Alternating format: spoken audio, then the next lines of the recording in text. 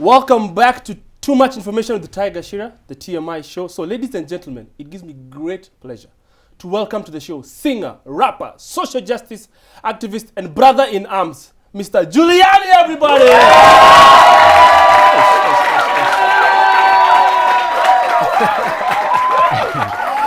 Yo, now, Juliani, karibu sana. Karibu. Natafuta passport ya kutoka na manifest. Juliani, kuna swali. If I don't ask you this first question, I think the whole world will just, they need to know this.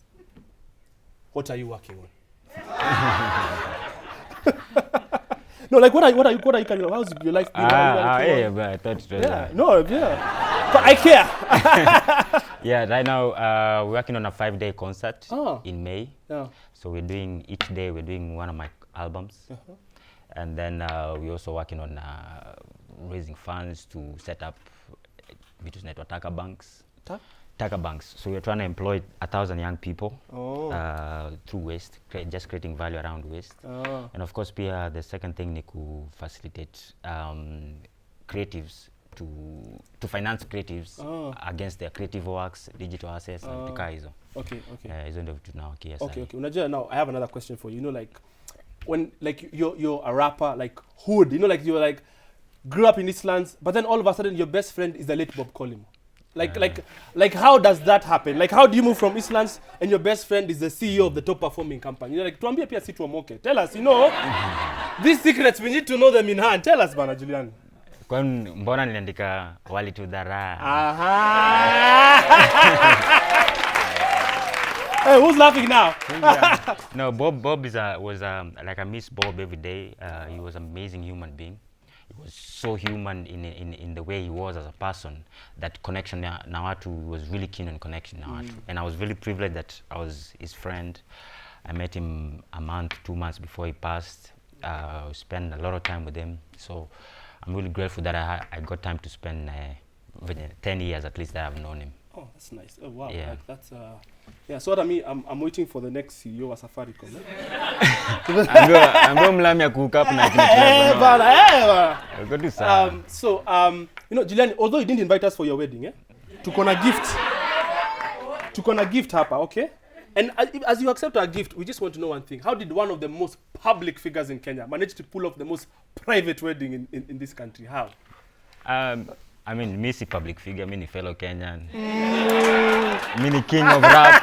Megan aliniambia hivyo, me ni king of rap. Me ni entrepreneur, me ni father. Me ni hizo vitu zote. So, but sasa harusi sasa inasaidia. How did you manage to pull off all this bila watu kujua? Tulisikia tu kwa mitandao, ameenda. No, I have great friends, Boniface, Sam Gishuru, and some guys around. Boniface Mwangi. Sasa nikufungulie ndio watu wajue pia si kidogo. Even as you continue, tuambie about our friends. So they are really, so these are really great friends, and we're just doing a Thanksgiving. Na tunashukuru Mungu sana that happened. Hey, okay, wow. Congratulations, Juliani. So unajua, as this is Africa, lazima vikombe za harusi ndani ya gazeti. No, because no, acha nikufungulia moja. You know, this guy, you know, mnadona tu hivi. Angalia. So where will this be next to the Kisima Award, the Groove Award? You know, you're just Mr. Awards. And again, where will you put these 2 cups of ours? The dry and cool place. Yeah. Okay, Juliani. When I listen... make your joke, eh? But then jaribu comedy pia. And when I listen to your music, like you can tell there is the themes differ a lot. Like there's a time when you listen, you are like gangster. Then there's a time it was Jesus. And then there's a time it was a lot of social justice involved. So is it dependent on where you currently are in life, or are all these issues that mean a lot to you? I've never been gangster. Oh, okay. It's only that where I grew up in one of the most in unequal societies. I grew up in Dandora where 3,000 tons of waste come daily. So people Nairobi trash end up daily. So people assume just because you environment yako you're like that. But meaning I'm smart, I'm creative, and say and I go through life like any other human. Okay. The beautiful part of it is that at least I'm creative. So I can create, I can actualize, I can talk about those issues than a normal person. Yeah. So, but every moment I go through in life, you have to share it, and that's the beauty of being an artist. Okay. Like the ability to go on a public diary. Okay. Ish. Okay. Okay. Yeah. Okay. Now, I feel like we went so deep on that. I have to bring you back. Are you allowed in Machakos County?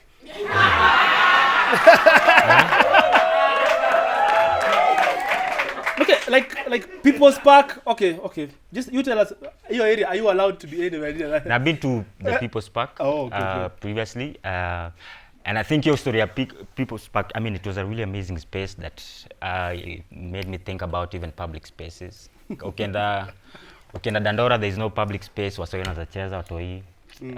Ukienda Kayole, there is no public space. So we really need to think. Asijasikia mse yote akisema kwa manifesto about public spaces. So we need Wakenya tushikane mkono. Okay, clearly. Away from Machakos, let me ask you this, right? Your song Utawala, it has become like the anthem for like revolution. Like I saw the other day people in Tanzania singing it after a court case. Yeah, man. And how did that feel, saying like the impact that song has had across? I mean, nimemanga hiyo song tangu 2013, you know? So like that's one of the most powerful songs, and I wrote that song in 30 minutes. Yani. The rest of the songs that I did, like Biceps or Bahasho Campo, took me 6 months to write, you know. Wow. So there's a dream here every artist, and I even saw the story yako ya venye uligeti job. Ni dream yako, yani mse mwingine actually appreciate your effort na kila kitu. And of course muhindire jamangu hapa. So it's really yani it's a great honor yani that God ananipatia kitu wasa wengi wanaweza share na wana resonate nayo. Wow. Yeah. What do you think, do artists have a duty, a social responsibility to speak about such issues in their music, or you just sing about what you want to say? No, artists should. I feel like music is, like I said earlier, it's a personal diary, and you share with the public. Yes. And then the reason why I'm saying fun is because they resonate with the message or whatever you're saying. Yes, so Gengeton, Ben Soul, Nania, to what they are literally telling their story. The only difference is that if people are not authentic around it, ndio kuna shida. So I feel like every music is a form of protest, every music is a form of education tool, every music is a form of entertainment based on who's consuming it at that particular time. Wow. Thank you very much, Juliani. Now, I'm just thinking, this week on the news, you saw Muthoni Kirima akinyolewa dread. Yeah. Now when mtu kona dread. So Samsung. so like how did you do you feel like maybe dreadlocks represent something larger? Do you think they are misunderstood? Do you? Yeah, of course. I mean, dreadlock. I remember when Mungiki was up and whatever in Dandora, tulikuwa na grow up. Tulikuwa na dready, bado kuna dread unashikwa. Of course, pia alikuwa anaangalia kama msaya kuna boxers. Apparently, Mungiki is in. Okay, you're story. So ni makomando. No, man. So yeah, dreads are misunderstood, and it's so African and it's so Kenyan in its identity as dreadlocks. Like we are the founders, if you might say. Okay. Dreadlocks. Apart from Samson, there's no other. John the Baptist. There's no other place unaweza recollect wasio kuna dread apart from Mau Mau. Oh yeah. Wow. Yeah. Wow. Okay. Nimeenda deep sana hizi. Nimesikia kakitu and like so like unavyosema it's because mama it was a mama mwenye ananyolewa, so I think people there was an emotion around. No, I think we have issues with as Kenyans we only support our own when it's convenient. Okay. So wasao kuna protest at yes nyonyolewa dread. Beyond that act that day. Yeah. Nobody was even talking about her. Nobody was even talking about her contribution. Yes. Nobody has even sent her M-Pesa to support her struggle and what some of the things that she did for us to even be here today. Yes. Yeah. So I think it looked quite hypocritical for us to protest. Yet they have never done anything to appreciate their own, to appreciate talent, to appreciate effort, to appreciate being a Kenyan. So like what lesson do you say like as Kenyans you should take from this? When you umesema no one did anything for her then. So like should we give flowers to those who before they go? Yeah, we should always do that because, whoa, man, like people don't appreciate the way it takes time to even come up with a song. Yeah. So they want to push that too. So I think it's a Kenyan thing, kujidarao. yet we have so much to offer the world and ourselves. Yeah. Unaona, so I think Kenya should think about that, and the minority probably, I think majority bado mesota wajui venye anaweza support, I'm saying. Okay. Unaona, but majority of Kenyans actually, when I was doing a virtual concert like 2020 whatever, there's a guy who sent me 10 bob every day. And there's a guy who gave me 100,000, so the whole concert was fully financed by people. So I know kuna a few wala wako na ufala, but kuna majority who are willing to support and see things happen. Okay. So last question. So Juicy, the president signed a bill, a copyright law that I think they'll get more money from their royalties. What has been your experience with royalties? Is it enough for an artist, or do they need more other income streams? I mean, nobody has ever made money from, even in the world, nobody has ever made money from music. Because initially you get into music to express yourself, to share your thoughts, and to share whatever. In my belief, I think even musicians and creatives are prophets. Yeah, they go before the people. So the money part and monetizing it makes sense. But we should use music as a business card to do other things. But what the government did, of course, actually check your structure, Skiza and whatever. The government was the one eating all the money. It was more from taxes actually. So it mostly went to taxes. So anajidai nikaa ndo amefanya kitu, hakuna kitu amedu, but na appreciate sana that effort. We acknowledge the effort. MCSK haven't done anything. So nimeenda sana.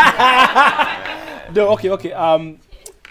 We're coming to the end of this interview, and I think I'll allow you, what's a few words you'd like to give, either for creatives, to the country, because the country is watching this. What do you think? Like, if you were since you can, you have multiple platforms, but for this one today, what would you like to tell people who are listening as a parting shot? We have so much to offer, yani, as a people and as individual. Like, we have so much to offer. The last thing, let the whole world kudarau, but usijidarau individually. It doesn't matter what you're going through at that particular time. Usijidarau.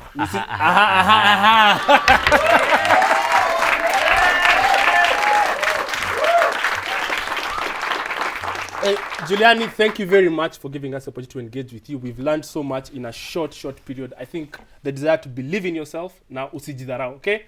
So I think, chukua ukombe, salimiana huko. Na please guys. So the message we got from Juliani is usijidarau, okay? So give it up for Juliani one more time.